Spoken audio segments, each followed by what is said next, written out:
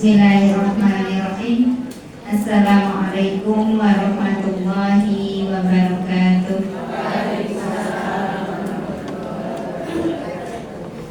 Innal hamdalillah nahmaduhu wa nasta'inuhu wa nastaghfiruh wa na'udzu billahi min shururi anfusina wa min sayyiati a'malina may yahdihillahu fala mudilla lahu wa may yudlilhu fala hadiya lahu. Asyhadu an la ilaha illallah wahdahu la syarika lahu wa asyhadu anna Muhammadan abduhu wa rasuluhu la nabiyya wa la rasula ba'dahu. Raditu billahi rabba wa bil islami dina wa bi Muhammadin sallallahu alaihi wasallam nabiyya wa rasulah. Rabbi zidni ilma wa rzuqni fahma. Allahumma la sahla illa ma ja'altahu sahlan wa anta taj'alul hazna idza syi'ta sahlan. Allahumma aslih li dini alladhi huwa ismatu amri wa aslih li dunyaya allati fiha ma'asi wa aslih li akhirati allati fiha ma'adi waj'alil hayata ziyadatan li fi kulli khair waj'alil mauta rahatan li min kulli syarr. Amma ba'd, ibu-ibu yang dirahmati Allah, alhamdulillah kita panjatkan puji dan rasa syukur kita kehadirat Allah Subhanahu wa taala dengan nikmat yang Allah berikan kepada kita. Kembali kita diberi kesempatan untuk mengambil kebaikan-kebaikan lewat thalabul ilmi. Mudah-mudahan ya, apa yang sudah Allah berikan kepada kita dengan bisa duduk di tempat yang mulia ini tidak kemudian kita sia-siakan keutamaan atau pahalanya. Nah, oleh karena itu ibu-ibu, taklim itu adalah sejatinya kalau jenengan bisa bermajelis dengan baik, dengan sesuai apa yang disyariatkan, borong pahala, pulang itu bawa pahala banyak. Sebab taklim itu identiknya dengan jihad fisabilillah. Barang siapa keluar rumah dengan tujuan untuk menuntut ilmu, maka perjalanannya dihitung jihad fisabilillah. Ya, sampai kapan? Sampai dia kembali ke rumahnya. Tentu saja kembalinya nggak dolan sik loh ya, nggak mampir sik ning mall, enggak ya. Ada karena ada loh Bu ya, pengajian ngajinya mau sejam setengah, tapi ya pulangnya berasa ya nggak tahu. Katanya kalau ya pulangnya ya terlalu siang atau masih pagi itu apa ya, orang afdol ya, sekalian keluar jadi muter kemana-mana ya. Kalau muternya tadi dalam rangka memenuhi kebutuhan kita dan itu sesuatu yang memang harus ya dilakukan, ini nggak apa-apa. Hanya kadang-kadang ya ibu-ibu kan merasa di rumah anak-anak sudah nggak ada pada sekolah ya, kemudian sekarang diberi kemudahan loh Bu, yang namanya lauk itu tidak harus masak sekarang, tinggal dolanan HP lauknya ya kan ya. Sementara tadi ya suaminya juga kerja, jadi timbangannya ya bosen di rumah, ya udah kalau habis ngaji terus muter-muter.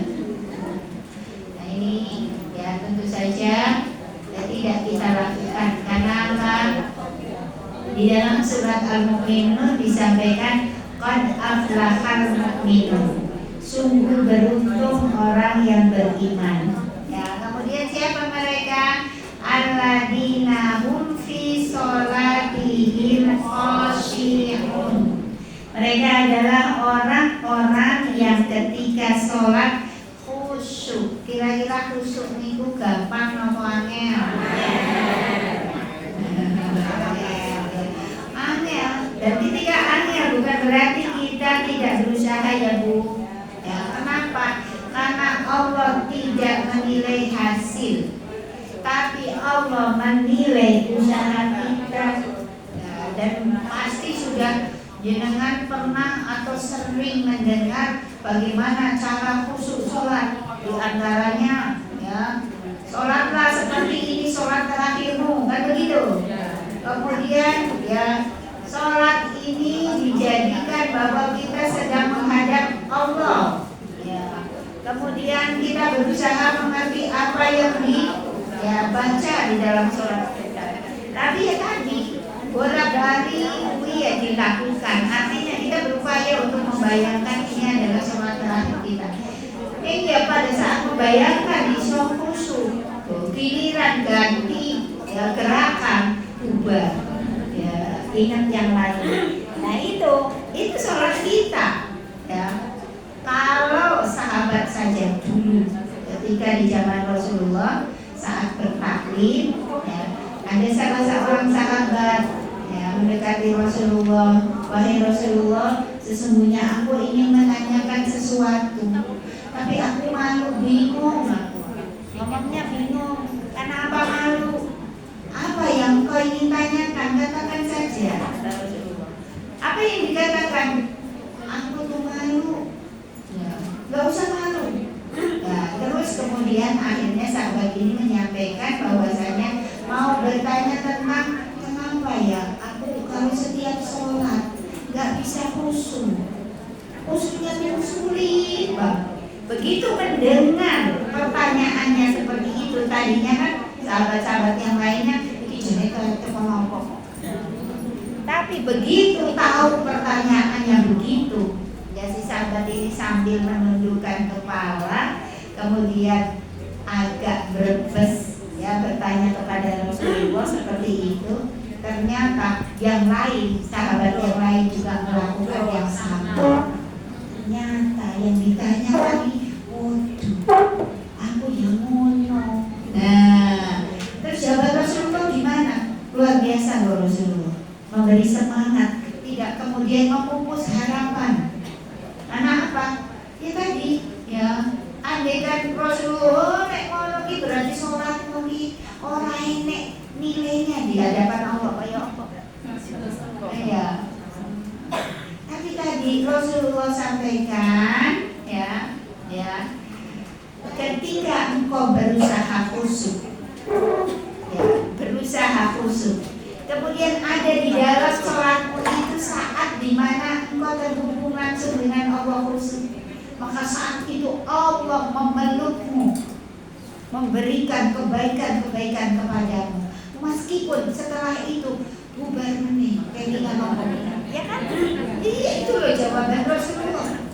Karena apa? Allah tidak melihat hasil ya dari usaha kita, tapi usaha kita yang dinilai. Seperti yang namanya hasil itu milik Allah loh, ya kan? Tidak sulit kalau Allah menginginkan kun ya fayakunu, maka terjadilah ya. Artinya ketika Allah sudah menetapkan ini khusyuk sholat duhur, itu pasti khusyuk, kan begitu. Tapi tadi kalau itu yang terjadi, maka sudah tidak ada lagi usaha, tidak ada lagi ikhtiar.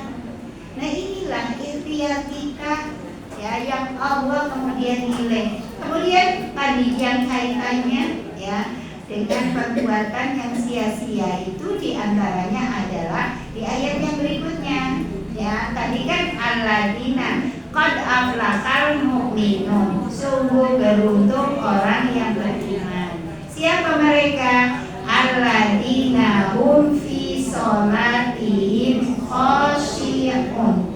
Mereka adalah orang-orang yang sholatnya khusyuk. Walladzina hum anil lagwi mu'ridun.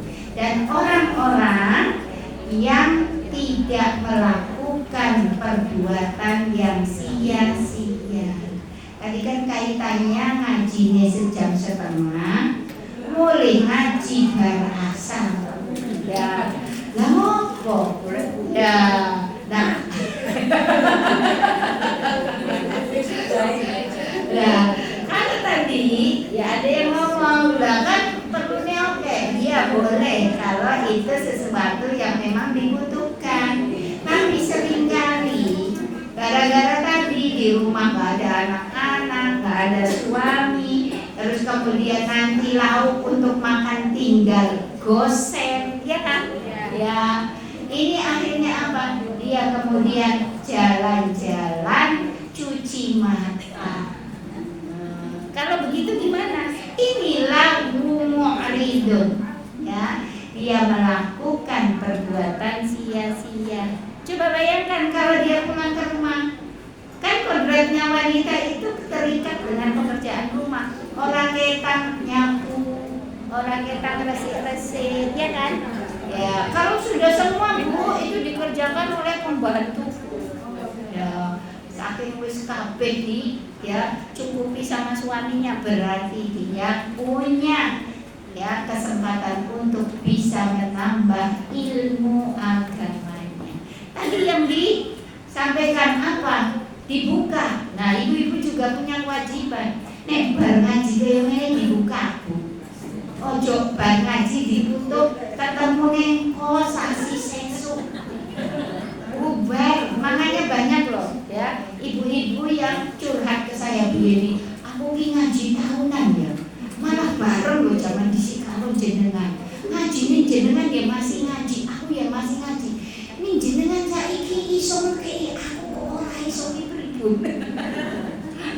Lah, itu jadi salah satu supaya ilmu yang disampaikan ini melekat, itu adalah kita membuka kembali. Nek orang ini buku nih, bukankah jenengan juga nyatet? Makanya kata Imam Syafi'i dicatat. Karena apa? Ini kendalinya itu catatan. Ya. Jadi kalau lupa, jadi buka lagi. Nah itu. Jadi jangan kemudian melakukan hal sia-sia tanpa memberikan manfaat. Ya Ibu, alhamdulillah hari ini kita bersama-sama bismillah niatkan dari pagi ya tadi ya wal fajr. Ya itu aja masih salah ya Bu. Ternyata wal fajr itu salah. Wal layalin asyr salah. Padahal di emben pede banget, rumah sok pinter dewe. Apalagi oke ternyata jer-jernya itu udah malah salah arti. Ya akhir ayatnya kan ternyata tadi salah semua. Ya ternyata wah ya, wis tuwa malah salah. Padahal ning kampunge mimpin tadarus. Ya. Kan bisa terjadi kayak gitu ya. Ya karena dirasa oleh lingkungannya yang paling bisa ya. Terus gimana itu? Gak apa-apa Bu, gak apa-apa. Karena apa? Kalaupun kita masih salah membetulkan, kita berusaha untuk kemudian menambah ilmu, kemudian pada akhirnya kita betulkan yang salah. Jangan kemudian, oh caranya kayak gini aku mundur wae lah, malah aku wedi pun dosa kabeh. Nah, gak juga begitu. Kalau jenengan mundur nanti siapa yang mimpin? Ya, akhirnya bubar tuh tadarusan. Ini lebih parah nanti. Udah, ya sambil jalan. Karena apa? Kesalahan itu tidak kita sengaja. Karena memang zaman dulu belajarnya begitu loh ya Bu. Iya, saya juga termasuk tadi di luar. Kosek ben, kono aku tak mau belajar. Ternyata ya salah. Angel. Ya. Tapi jangan ngomong angel ya Bu. Soalnya angel itu terus jadi nutup. Ya. Iya. Nutup biasanya. Angel kok wis ditutup wis. Nggak bisa angel kita surga. Ojo ya. Jangan. Ya karena apa? Balik lagi usaha. Ya. Jadi usaha kita Bu. Ya, usaha kita. Ya Ibu-ibu, hari ini kita akan belajar masih tentang hukum-hukum sholat berjamaah. Kita sampai di nomor 14 di halaman 261. 61. Oh iya, ini hari ini saya sampai jam 11 saja Bu ya. Karena ada keperluan.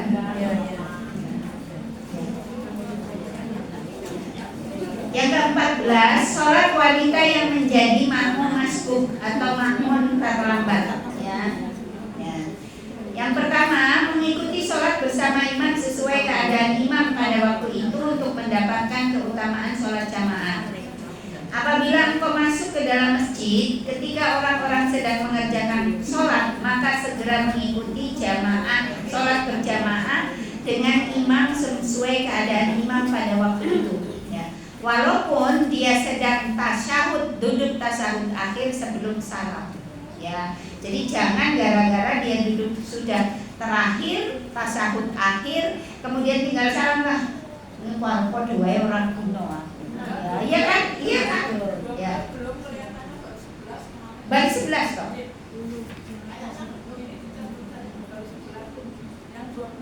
Oh, yang 12.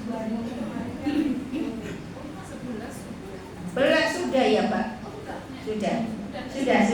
Berarti 14 itu. 12 sekarang. Ya, yang 12 ya berarti naik ke atas ya. Sholat sunnah di belakang imam yang mengerjakan sholat sunnah ini juga diperbolehkan karena kemarin kita belajar ya tidak harus sama niat imam dengan niat makmum. Kita boleh berjamaah ya. Jadi tidak usah kemudian ketika kita masuk jamaah kemudian kita tanya ini sholat apa, nggak usah ya. Yang penting niat kita mau sholat apa saat itu. Kecuali kalau memang tidak terlambat ya. Kalau terlambat ini ya mau tanya ke siapa?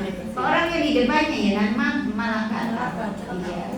Iya. Jadi tidak harus. Nah ini juga diperbolehkan yakni engkau mengerjakan sholat sunnah secara berjamaah.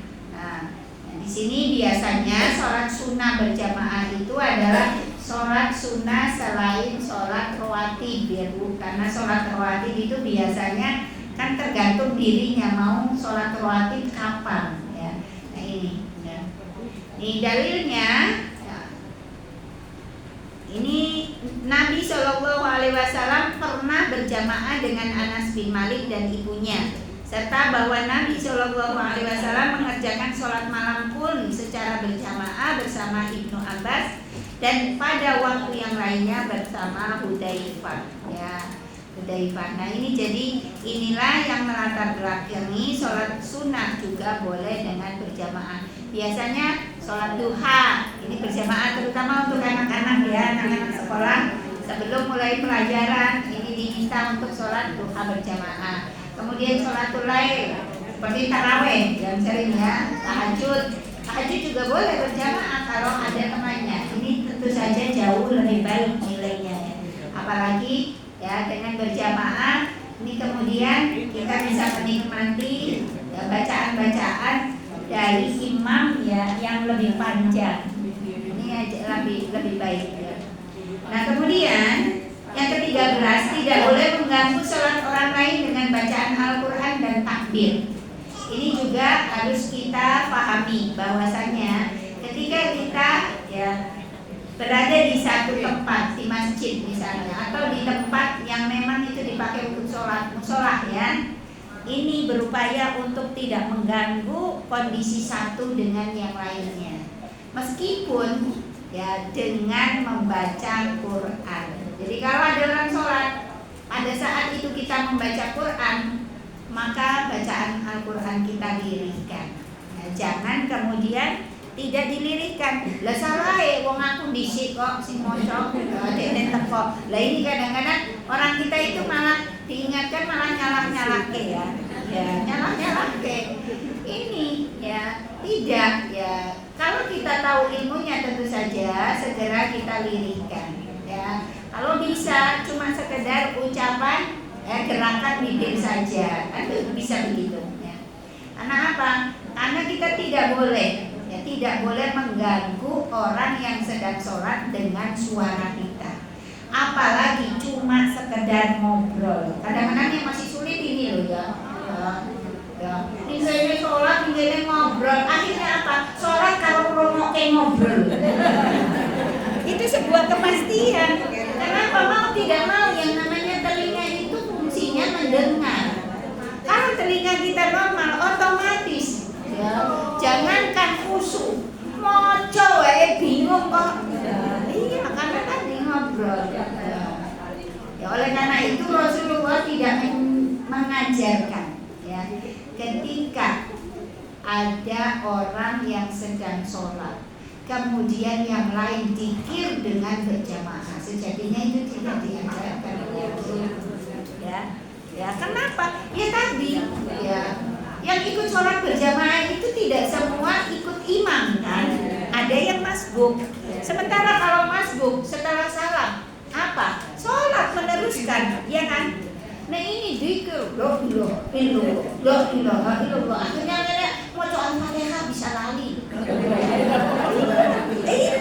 Akhirnya malah la ilaha illallah. Ya la ilaha illallah. Bukan nggak boleh baca la ilaha illallah, itu bacaan bagus. Ya. Tapi tadi kalau mau zikir pelan, zikir sendiri-sendiri itu jauh lebih afdal. Jadi seperti itu. Kalau baca Quran saja nggak boleh, apalagi hal-hal yang lebih, ya, lebih standarnya lebih rendah daripada baca Quran. Makanya ibu-ibu ini dicamkan ya, jangan iya-iyanya pas di sini pak. Ya, giliran praktek, ya, awal EDB ngobrol tiba-tiba ada orang masuk sholat. Di sini kan bisa jadi juga, jadi tempat sholat kan. Kalau sudah keluar semua, aku sisan sholat dulu nih kene. Nah sing kene malah rapat. Rapat emosi, ben rampung. Berapa menit sih sholat? Iya kan? Biar rampung dulu. Ini adab, ya. Dan tadi yang sholat juga berusaha jangan kemudian sholat di ya tempat yang lagi berlangsung rapat. Ini yang kebangetan.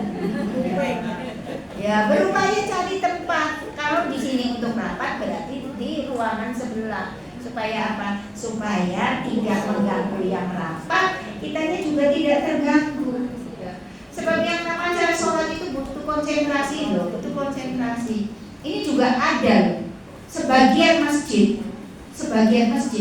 itu ketika sholat bacaannya dikeluarkan, padahal jamaah munggur sauplik. Iya kan? Kasihan tetangga masjid. Kan perempuan jauh lebih utama sholat di rumah, ya. Akhirnya apa? Aku akhirnya sholat bingung. Iya bingung. Terus nunggoni wae kono betaku sih. Ini modelnya kayak gitu. Nanti kalau diomongin, jangan gitu ke takmirnya. Iki siar. Nah, siar pun ada tempatnya. Ya, ada di sini hadis Rasulullah di sini dikatakan dalilnya, ya, tindakan ini tidak diperbolehkan karena Nabi pernah mendengar para sahabat mengeraskan bacaan Al-Quran di masjid, lalu beliau bersabda, ini bacaan Quran loh ya, awas loh, apa meneh ngobrol, apa meneh ngangkat, kadang-kadang kan begitu, kita tidak sadar, ya. Ketahuilah kata Rasulullah, masing-masing dari kalian ini sedang berbisik kepada pemeliharanya. Yang sholat lagi berbisik kepada Allah, yang baca Quran juga sedang berbisik kepada Allah. Maka janganlah sebagian kalian mengganggu sebagian yang lain. Janganlah sebagian dari kalian meninggikan suaranya atau sebagian yang lain dalam membaca Al-Quran. Ya, jadi ya, oleh karena itu ya ini juga menjadi pelajaran besar buat kita. Ya dosa Mbak. Ya ketika kita ya ngobrol atau tadi berbicara keras sementara ada teman atau saudara kita sedang sholat. Ini dipahami. Jangan kemudian aku tanggungin begini. Jadi sholatnya kayak ini tanggung sih, susah nih. Ya pindah ngobrol, pindah ngobrolnya. Jadi jangan. Nah kemudian yang ke-14 tadi ya sudah ya. Salat wanita yang menjadi makmum masbuk. Ya berarti kalau kita jadi makmum masbuk, begitu kita masuk ke tempat sholat segera ikuti apa yang dilakukan imam. Bahkan di sini dicontohkan meskipun imam sedang duduk ya tahiyat akhir ya sebelum salam kita duduk ikut. Ya kita tidak dapat apa-apa ya kata siapa? Bisa jadi tetap ada kebaikan berjamaah meskipun pun kita tidak termasuk jamaah. Karena ya mereka yang datang di rakaat terakhir, apalagi ini ya sudah tinggal salam ya. Kemudian ya dia masuk kok sudah rakaat terakhir, sudah ruku, lewat ruku, maka dia tidak termasuk jamaah. Berarti harus ya mendirikan sholat tam. Ya kalau sholatnya 4 rakaat berarti 4 rakaat. Tapi pahala jamaah ya itu urusan Allah. Ini Rasulullah katakan segera ikut meskipun engkau melihat imam sudah mau salam. Ikut sudah duduk. Jangan kemudian tinggal salamnya wae kok. Enggak apa-apa ya. Ya, yang kita kejar adalah pahalanya jamaah. Ya, bukan kemudian rakaat jamaahnya. Kalau rakaat jamaah memang tidak dapat. Nah, di samping itu berdasarkan sabda Rasulullah SAW tentang seseorang yang baru datang di masjid dan langsung bersujud saat mendapati para jamaah sedang sujud. Maka Rasulullah sampaikan, beginilah yang harus kalian kerjakan. Jangan kalian menghitung rakaat itu. Siapa saja yang mendapati aku sedang ruku atau berdiri atau sujud, maka hendaklah dia mengikuti keadaanku saat itu. Jadi inilah aturan yang diajarkan Rasulullah. Kemudian yang B, kapan engkau dianggap mengerjakan sholat jamaah? Ya, engkau tidak dianggap mengerjakan sholat jamaah kecuali apabila engkau mendapatkan paling tidak 1 rakaat penuh dengan imam. Ya. Berarti kita masih mendapat 1 rakaat dengan imam. Berarti kita ikut jamaah. Tapi kalau tadi yang dicontohkan di atas, imam tinggal salam, berarti kita tidak ikut jamaah. Ya. Nah, dapat pahala nggak? Biasa pakai begini hitungnya pahala ini. Ya, ini memang sih boleh, tapi jangan kemudian dijadikan ya alasan. Ya kalau tidak dapat pahala ya ngapain? Kan akhirnya begitu. Jadi jangan ibadah itu seperti ibadahnya pedagang. Padahal Rasulullah mengajarkan jangan beribadah seperti pedagang. Kenapa? Ibadah itu bukan transaksional. Ya, transaksi kalau kayak gitu. Ya, ibadah itu ikhlas karena Allah. Masalah pahala sejatinya bukan urusan kita. Ya kan? Wong si melu imam kawit awal iso ora itu pahala. Iya kan? Bisa. Ketika apa? Dia sholat tidak mengikuti kaifiah yang diajarkan oleh Rasulullah. Nah, ini kita beruntung. Ya, Allah berikan longgar hati, longgar waktu dan sehat sehingga bisa apa? Belajar ini. Kalau tidak belajar bisa kayak gitu. Begitu aku ya jamaah terus. Ini ternyata gak ini di hadapan Allah. Ini kan ya rugi mencit. Ya, rugi mencit lah. Dengan ilmu ini kemudian kita terbuka. Oh, berarti begini. Maka jangan mikirkan pahala sudah, pahala itu bukan urusan Allah. Yang penting kita berupaya bagaimana supaya ya, selalu dalam kondisi nilai ibadah. Ya. Karena waktu yang kita habiskan kalau tidak kemudian ya, kita gunakan untuk ibadah, untuk apa? Ya tadi lalu tadi sia-sia. Sia-sia sebab yang namanya waktu tidak seperti uang. Kita kehilangan uang sama kehilangan waktu. Janjane harusnya nangisnya itu ketika kehilangan waktu. Bukan kehilangan harta. Awak dhewe mergone ngaji, cincinnya tiba-tiba hilang. Hubung tekan rumah mulai rene meneh. Boleh nanti telan. Iya.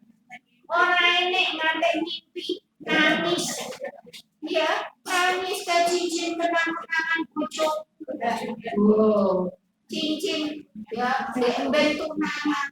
Padahal kita ini tunangan cincin itu Tradisi ini sopo. Tradisinya orang Belanda. Kok Islam orang sambutan tukaran cincin. Malah si lanang orang itu mas. Iya kan?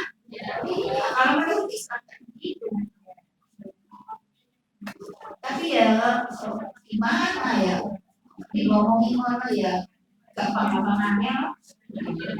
Jadi nanti kalau anak perempuan kita bisa ada tukar cincin. Oh malah ya langsung aja ya, ketika taruh kemudian kok nador cocok langsung feedback habis feedback nikah udah langsung irit loh bu, irit tenang ini yang orang usah ada bingung apa duitnya nganggo sopo wong duitnya bisa nganggo kayak anaknya anaknya pasti seneng tenang seneng apa mana anak zaman sekarang udah ruwet-ruwet iya anak sekarang udah inginnya praktis udah lah bu nikah yang wajib apa nah ibu ya pengen nah ibu siap kok ya wis 10 tahun sesuk nah anaknya serak apa serak pengen kumpul iya kan bisa jadi terjadi akhirnya apa umbiang wong loro siapa yang dosa bapak ya bapak ibunya terutama ibunya gawe sih yang kurse orang penak orang umum orang koyo kancane orang tanggane nah itu kalau kayak gitu pengen sama dengan umum dan kita belum punya ya biayanya nikahkan dulu anak Islam lah mau nikah bayar resepsi mana bisa ya kok ini bujurnya kok ya kan nggak masalah ini bujurnya piye ya bu malah gaji omongan nggak jadi omongan nih sebenarnya ya si ngomong malah PDW itu pahala iya kan iya jadi ibu cari selamatnya apa kebenaran di hadapan Allah dan Rasul ya jangan kemudian ya boleh akhir ini juga begitu ya jadi tadi ya sholat jamaah itu nggak usah terus kemudian mikir pahala sudah pahala itu urusan Allah ya tinggal kita bagaimana caranya ilmunya supaya apa yang kita lakukan ini mendapatkan kebaikan tidak hanya di dunia tapi juga sampai akhirat itu kan kalau sampai akhirat kebaikan berarti berpahala kan bu iya. Nah, kemudian di sini ya, barang siapa ya yang mendapatkan 1 rakaat dari sholat maka dia mendapatkan sholat itu ya jadi sholat jamaah itu dia dapatkan kalau dapat 1 rakaat bersama imam. Kemudian yang C, lalu kapankah kau dianggap mendapat 1 rakaat bersama imam? Nah ini ada perbedaan pendapat di sini. Jumhur ulama, berarti sebagian besar ulama berpendapat bahwa apabila engkau mendapatkan rukuk bersama imam, maka engkau dihitung atau dianggap mendapatkan rakaat itu. Ya. Ini nanti jangan ditanyakan lagi ya. Berarti orang mau coba Al-Fatihah ya iya. Lebih ya orang mau coba Al-Fatihah. Nah ini kalau jenengan ikut jumhur berarti tetap mendapatkan 1 rakaat. Ya ini jumhur ya bu, karena tadi di awal sudah saya sampaikan ada perbedaan pendapatnya. Nah kemudian andaikan engkau mulai mengikuti sholat berjamaah sesudah berdirinya imam dari ruku, maka engkau tetap boleh mengikutinya. Akan tetapi engkau tidak mendapatkan rakaat itu. Jadi kalau kita masuknya setelah imam berdiri dari ruku sambil ngomong liman hamidah, baru kita masuk, ya berarti kita ikut terus berjamaah dengan imam. Nah ketika imam salam, rakaat itu kita berdiri, kita jalankan sendiri, ya kita kerjakan sendiri. Jadi ketika imam salam kita berdiri lagi untuk ya, mengganti rakaat yang kita ketinggalan. Jadi, ikut bersama imam hanya rakaatnya ditambah. Ya. Nah, setelah imam mengucapkan salam, di sini maka kamu harus berdiri lagi dan menyempurnakan sholat yang kurang. Nah, sementara itu sebagian ulama ini di antaranya Imam Al-Bukhari, Imam Ibnu Hazm, dan Imam Asy-Syaukani berpendapat bahwa satu rakaat itu tidak didapatkan kecuali ya bila didapatkan bacaan Al-Fatihah. Nah, ini kan tercerahkan ya Bu. Berarti kalau yang batasan buku ikut jumhur, kalau yang batasannya Al-Fatihah berarti ikut Imam Bukhari, Imam Ibnu Hazm, Imam Asy-Syaukani. Dan ini ya, para imam ini tidak kemudian berdebat. Artinya tidak punya aku sih benar. Ya, kan Rasulullah katakan tidak ada rakaat yang tidak ada Al-Fatihahnya. Begitu. Ya. Nah, itu tidak dijadikan alasan kemudian untuk berdebat. Sebab ada ya hadis lain mengatakan bahwasanya bacaan imam adalah bacaan imam. Jadi begitu semua ada dalilnya, ada dalilnya. Jadi ibu kalau kita melihat ada saudara kita yang tidak usah kemudian nyalahin kan, ya udah, ya mungkin ambil yang pakai Al-Fatihah, ya. Iya toh mbak, kalau ini kok bareng loh, kan pas imamnya mau surat, ya berarti kan belum rukuk, ya siji melu salam bareng imam, siji madhep meneh nambahi, ya masih bareng berdua, yang satu berbeda, ya dengan yang lain tidak masalah, ya udah ya. Artinya boleh berbeda kalau para imam saja ambil ilmu, mereka tidak bertengkar. Lah kok awake pancen rasanya tinggi coba. Kok ora isin ya. Ya. Kemudian yang ke-15, makruh membuat shaf di antara dua tiang. Nah ini, ya, ini juga perlu ya dihindari ya. Apabila engkau mengerjakan sholat berjamaah, maka dimakruhkan adanya tiang yang memutus shaf. Ya. Nah, ya iya, kecuali kalau bangunannya memang ada tiangnya. Ya, kita kalau terjadi seperti itu, pastinya bangunan itu kan ada tiangnya. Apalagi masjid biasanya tiangnya tidak satu banyak. Ya gampangannya yang gampang Masjid Nabawi itu kan banyak sekali tiangnya. Masjidil Haram juga banyak tiangnya. Tentu saja kalau masih ada tempat yang tidak terputus, kita ambil jangan yang ada tiangnya. Ya, caranya begitu. Karena di sini juga tidak sampai kepada batang, tapi sampai kepada mantu saja. Hanya saja, kenapa ini saya tegaskan? Hanya saja kebanyakan di antara kita itu tidak mengambil keutamaan, tapi mengambil nyaman. Nenek tiangnya kan aku kan soleh sandaran, nah itu di belakang tiang.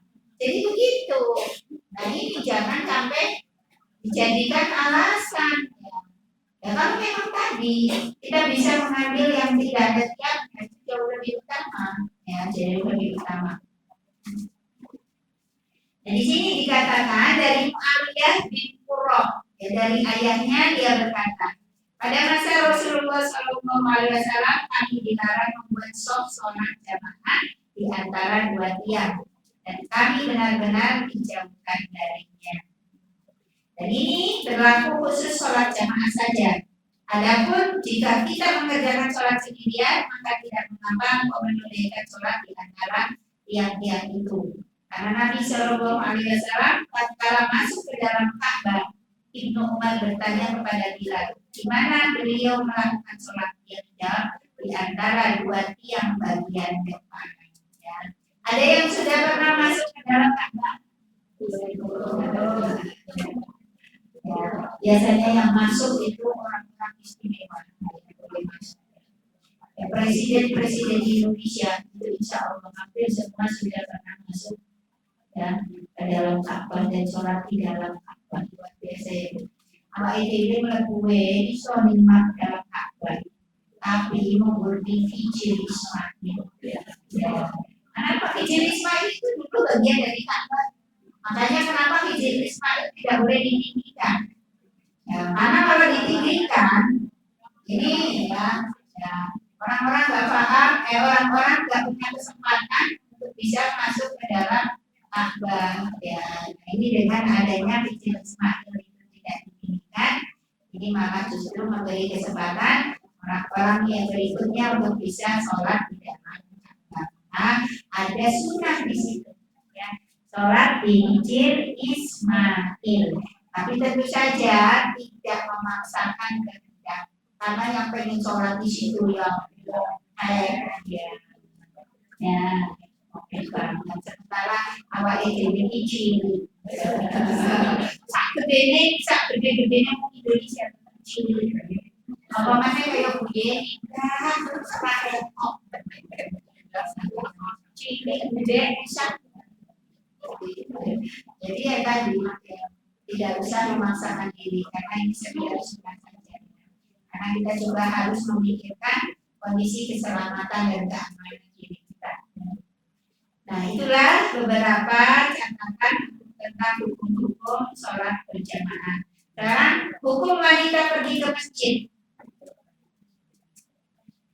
Tidak ada perbedaan pendapat di kalangan ulama tentang tidak wajibnya wanita mengikuti sholat berjamaah di masjid. Ya. Kalau pria, ini ada perbedaan pendapat. Ada sebagian yang mengatakan fardu kifayah, ada sebagian yang mengatakan fardu ain. Ya. Kalau fardu kifayah, berarti ketika ada ya saudara kita yang lain melakukan sholat di masjid itu, ini yang lain sudah gugur. Tapi kalau sampai tidak ada yang sholat di masjid, apa dosa loh. Makanya orang Indonesia itu senang bangun masjid. Ini orang iso makmur deh. Nah, akhirnya apa? Masjidnya sepi, sing sholat, sing jogo tok.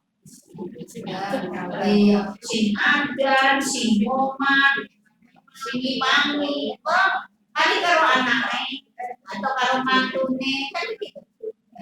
Karo bojone supaya apa menggugurkan ya, kewajiban lingkungan orang-orang yang ada di lingkungan situ.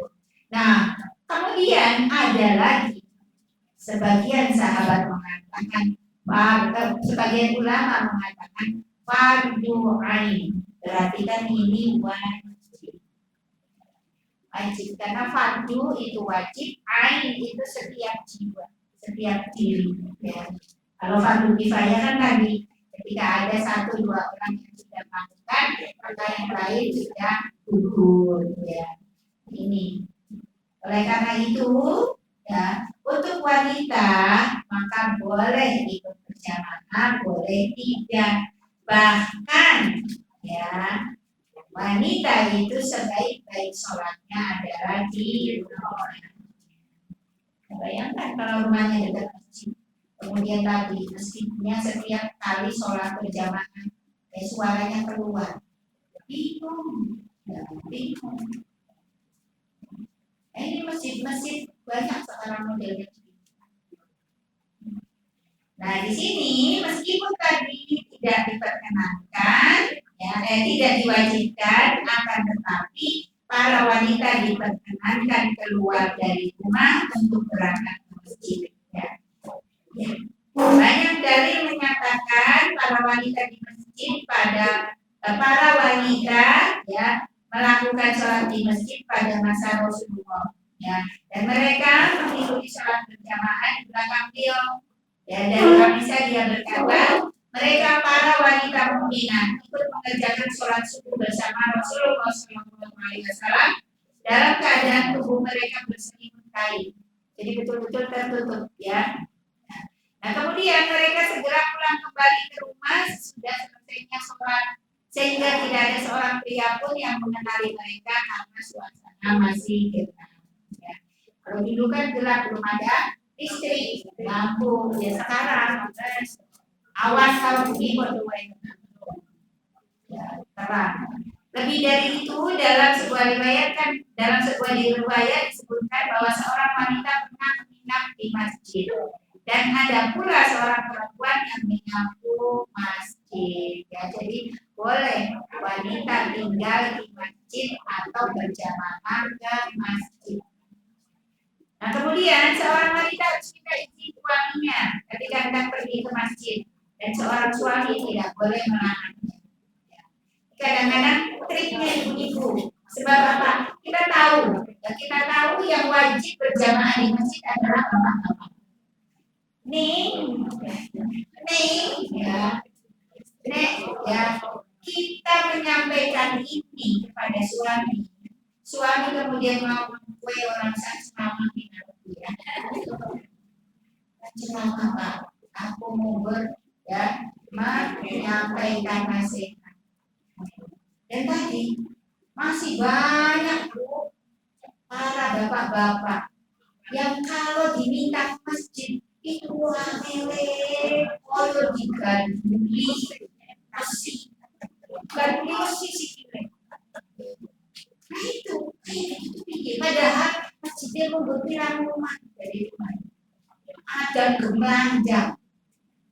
Kok jadi kok malah sholat di rumah. Cuma tinggal sholat orang sampai. Ya kalau begitu gimana Bu? Ya sudah. Jadi kan tidak usah kemudian patuh. Karena apa tidak akan bisa kalau masih seperti ini. Ya sudah Pak, monggo. Karena tadi hidup itu pilihan. Ya, pilihan buat kita. Apakah milih yang baik atau milih yang buruk? Kan begitu, milih yang manfaat atau milih yang buruk. Katanya itu ya, di dalam satu kata hikmah itu, langkah terberat laki-laki itu adalah langkah menuju masjid. Padahal kalau dia kerja, kerjanya ini telaten, isu yang lebih takut kepada manusia daripada takutnya dia kepada Tuhan. Nah ini harusnya diterapi itu hatinya. Karena apa sejatinya yang sulit itu bukan badannya Bu, bukan kakinya, tapi hatinya. Makanya kalau ada orang malas itu ya bukan malas awalnya, bukan, tapi hatinya Bu. Makanya benar kata Rasulullah, di dalam tubuh manusia itu ada segumpal daging. Kalau daging itu baik, maka baik semua tubuhnya. Dan kalau daging itu buruk, maka buruk pula semuanya. Itulah qalbun hati. Dan kita semua punya hati loh Bu. Nah orang beli hati, orang ini Bu. Karena udah hatinya mandek. Iya. Jadi kalau misalnya kita kok dilembutkan oleh Allah sampai ke tempat majelis taklim, kemudian berupaya menyerap dan memahami semua yang disampaikan dan berakhir pada pengamalan, itu namanya hebat. Ya, ini dikehendaki kebaikan oleh Allah. Ya, karena banyak orang ngaji, statusnya kok ngaji. Ya, ilmunya tidak dipakai di kehidupan harian. Nah, ilmunya dengan belajar fikih, tinggo dipakai ilmunya. Jangan kemudian giliran bingung rokaat piro sakine piye ya lah. Padahal udah disampaikan istilah balik wae kok bolak-balik kayak ngono terus. Namanya tidak diamalkan. Tidak diamalkan. Makanya belajar taklim itu yang paling penting itu makanya pemahaman. Karena dengan paham itu terus timbul pengamalan. Kalau jenengan cuma ngaji goblok oke.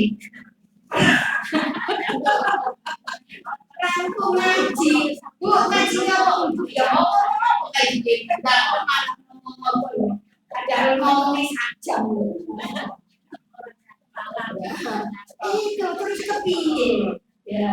Maka orang ngaji itu maka tadi doanya apa? Rabbi zidni ilma warzuqni fahma.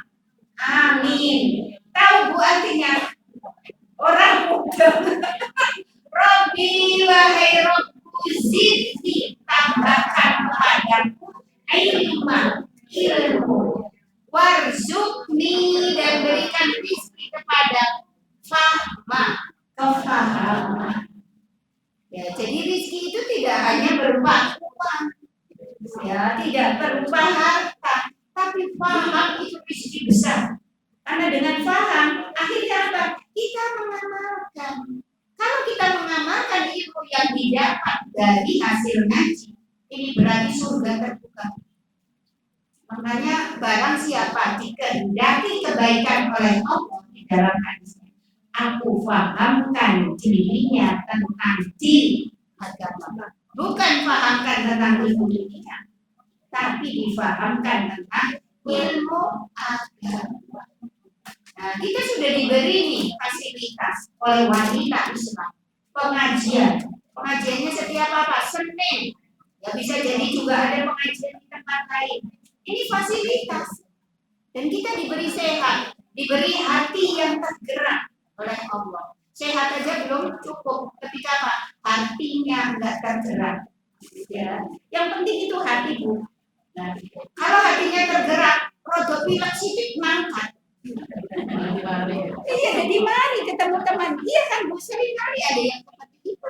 Tapi ketika hati yang mandek, hati yang keras, Bu, sehat kok ngate pinter tekol. Saya sehat, kayak bodyguard, ya, tidak akan duduk yang mendengarkan ilmu. Hatinya. Maka ibu juga ini ya, jadi pelajaran jangan lupa kata Rasulullah berdoa, sering berdoa ya qalibal qulub. Habib qalbi ala dinik wa ya musarrifal qulub sarrif qalbi ila taatik. Ya, jadi seperti itu karena kolbun itu gampang berbolak-balik, ya, kadang di atas, kadang di bawah, kadang benar, kadang ya salah, kadang lalai, kadang taat, kan begitu.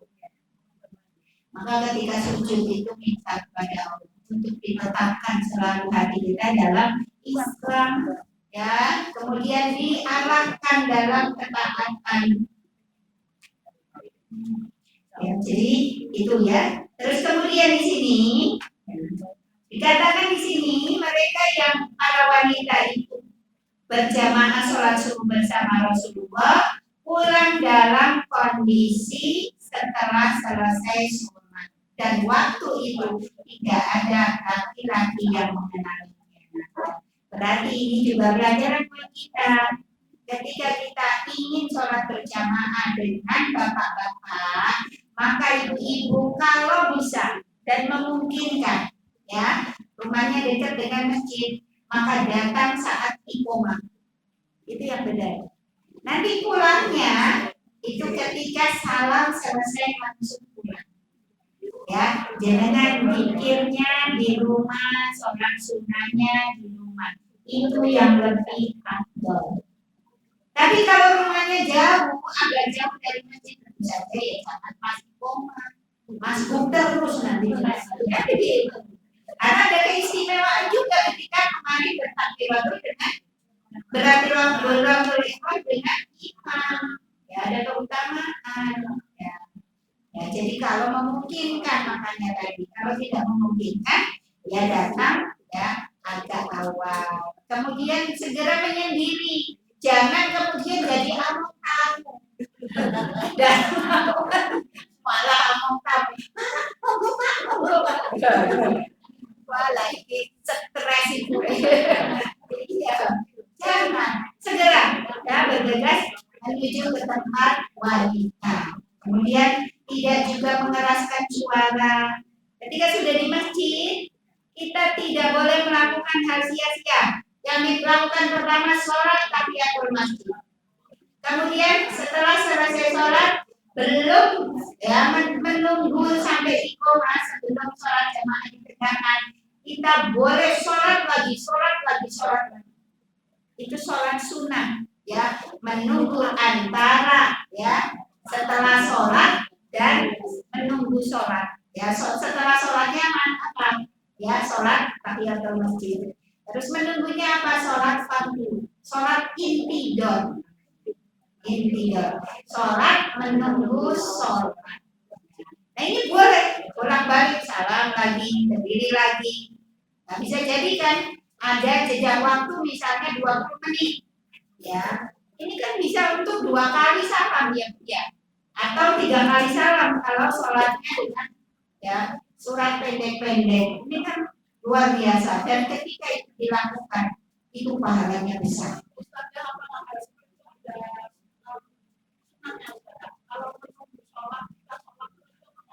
Boleh, boleh. Ya, boleh. Ya, boleh ada. Iya. Makanya kan namanya ada sholat intidor. Sholat sunnah menunggu sholat. Ya, iya.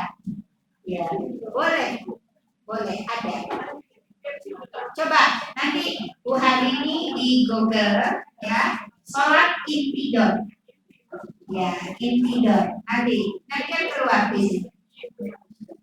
Ya memang ini tidak familiar ya, karena secara umum ketika kita sudah sholat tahiyatul masjid diam kemudian HP. Sekarang kan ada namanya HP. Nah, kalau tadi dikir, alhamdulillah ya dikir.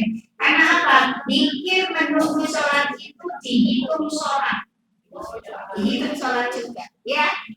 Jadi dikir antara sholat menunggu sholat itu dihitung sholat.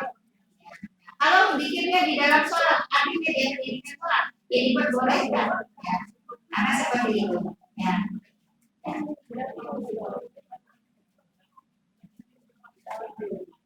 Nah, dalilnya di sini ya bahwasanya suami tidak boleh melarang istrinya untuk ikut berjamaah di masjid adalah dari Nabi Shallallahu Alaihi Wasallam. Beliau bersabda, apabila istri seseorang dari kalian meminta izin untuk pergi ke masjid, maka janganlah dia atau suaminya melarangnya. Apabila tidak ada alasan untuk melarang istri pergi ke masjid, maka suami wajib mengizinkannya. Karena Nabi Shallallahu Alaihi Wasallam melarang suami menghalangi istrinya yang ingin pergi ke masjid. Jadi boleh kita sholat di masjid berjamaah dengan kaum kita yang ada di situ dengan catatan harus izin suami. Dan tadi kalau suaminya belum terbiasa pergi ke masjid, jamaah di masjid, maka ini salah satu trik ibu-ibu ya, ngajak suaminya ya, Pak yuk jamaah bareng yuk Pak, kok berjamaah kita ya makan siang di mana nanti. Saya biasanya nggak apa-apa aku orang masak. Salah satu caranya cara memulai untuk membiasakan suami ke masjid diantaranya bisa dengan begitu. Karena kadang-kadang ya bapak-bapak itu harus disupport. Ya, kadang-kadang harus disupport dan ibu kita sebagai istri harus pintar-pintar disupport. Nanti kalau sudah terbiasa, ya kemudian sudah nyaman dia ke masjid, ini biasanya tanpa kita pun ya dia sudah berangkat sendiri. Nah, kalau sudah seperti ini, sudah kita juga ikut bahagia. Ya, karena apa? Otomatis orang tua itu dilihat anak. Bukankah kita menginginkan anak kita menjadi anak yang solid dan solihah? Jadi orang tuanya juga harus solid, ibunya harus solihah, kan begitu. Ya. Jangan kita maksa-maksa anak, kudu solid, kudu solihah. Ini boleh. Tidak bisa mendidik diri. Unggur, HP, anaknya orang orang untuk main HP. Tutupnya orang untuk video-nya. Video ya. Orang sebodoh, ya kata orang sebodoh. Dengan makon ini orang memberi contoh. Ya, ibu-ibu sampai di sini dulu. Yang pelajaran kita pada kesempatan hari ini. Minta maaf. Ada yang bertanya satu saja. Ya. Iya. Tentang makmum masuk, saya ikutnya makmum masuk. Iya. Kemudian ada orang yang dari saya. Iya. Itu berarti kan statusnya jadi imam itu. Iya. Enggak apa-apa. Ya kita kan masih meneruskan masuk toh. Iya. Ya, tiba-tiba ada yang datang menjawab kita ini apa? Dia masih punya jenengan. Enggak apa-apa. Ya, jadi jangan iya toh aku masuk. Enggak. Karena tadi tidak harus sama, ya tidak harus sama niat imam dengan makmum. Nah kalau kita lagi meneruskan sholat yang kurang, tiba-tiba ada yang datang menjawab, oh berarti kita berarti imam. Ya, kalau misalnya itu sholatnya jadian segera dijalankan. Ya. Nah, kalau sholat Syria paling tidak saat pergerakan, ya pergerakan berganti ini agak keras, supaya dia tidak kesulitan itu. Ya ibu, sampai di sini dulu mudah-mudahan paham semua ya. Kalau ada yang belum paham dicatat, besok ketemu lagi ditanyakan. Ya, kemarin maaf saya lihat videonya ada salah mengucapkan nama Bu. Waktu itu saya mencontohkan ya Rasulullah sholat duhur atau asar sholat rubai yang harusnya 4 tapi 2 rakaat saja itu salah. Ya, kan terus sahabat-sahabat kan bingung ini sholat duhur enggak ada yang tanya. Nah yang tanyanya itu waktu itu saya ngomongnya Dzul Hulaifah padahal namanya Dzul Yadain. Ya, kalau Dzul Hulaifah itu adalah tempat mikot Ali ya dulu ya aku kok ngomongnya ya bukan Dzul Hulaifah tapi Dzul Yadain. Tapi bagus juga ada ini untuk koreksi ya koreksi karena takutnya nanti tuh iya toh ini malah Dzul Hulaifah ini jenenge ya tempat kok ya itu Dzul Hulaifah itu yang sekarang terkenal dengan Irani dulu ya ibu barangkali itu ya apa pembenaran ya artinya apa kok pembenaran apa koreksi ya koreksi sampai koreksi. Terima kasih atas perhatiannya, mohon maaf atas salah dan kurangnya. Saya cukupkan sampai di sini. Mudah-mudahan apa yang kita pelajari menambah ilmu kita tentang Islam dan memberikan kebaikan serta keberkahan untuk kehidupan akhirat dan dunia kita. Saya akhiri bila kita berbuat hidayah. Wassalamualaikum warahmatullahi wabarakatuh.